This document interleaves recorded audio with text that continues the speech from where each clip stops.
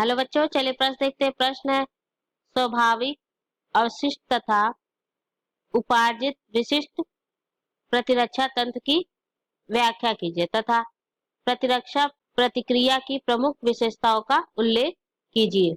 मुख्य अवधारणा। मुख्य अवधारणा अवशिष्ट अवशिष्ट तथा उपार्जित उपार्जित या विशिष्ट प्रतिरक्षा तंत्र। आइए जानते हैं इनके बारे में। स्वाभाविक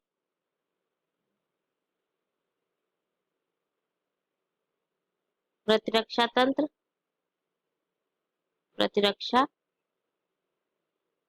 तंत्र और उपार्जित उपार्जित प्रतिरक्षा प्रतिरक्षा तंत्र। जो स्वाभाविक प्रतिरक्षा तंत्र होता है, जिसे सहज प्रतिरक्षा तंत्र कहते हैं, ये क्या होता है? यह प्रतिरक्षा जन्म के साथ ही प्राप्त हो जाता है। जब जन्म के समय ही जन्म के साथ प्राप्त होता है,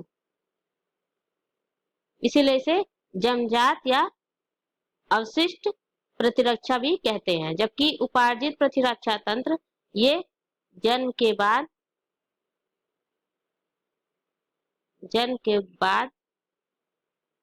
प्राप्त होता है, इसलिए इसे उपार्जित प्रतिरक्षा तंत्र कहते हैं। स्वाभाविक प्रतिरक्षा तंत्र ये बिना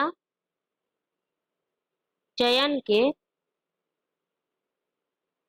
पदार्थों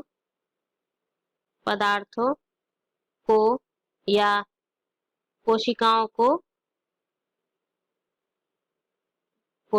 को बिना पहचाने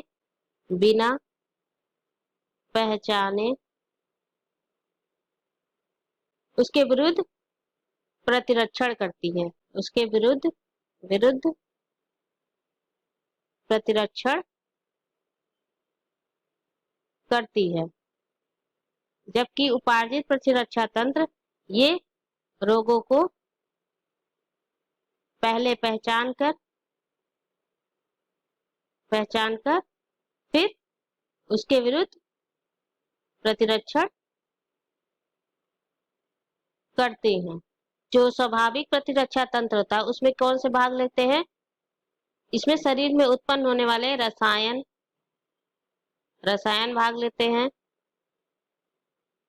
म्यूकस,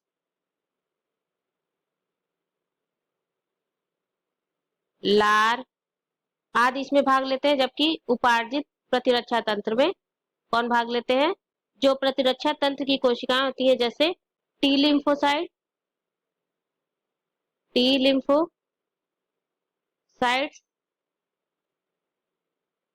और बी लिम्फोसाइट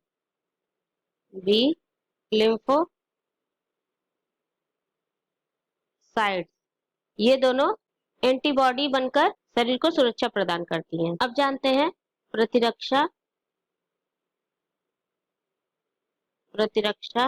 प्रतिक्रिया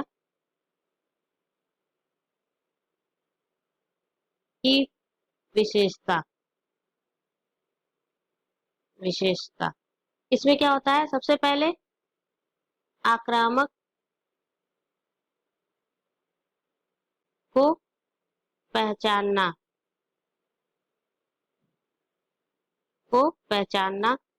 उसके बाद लिम्फोसाइट, जो टी और बी लिम्फोसाइट है,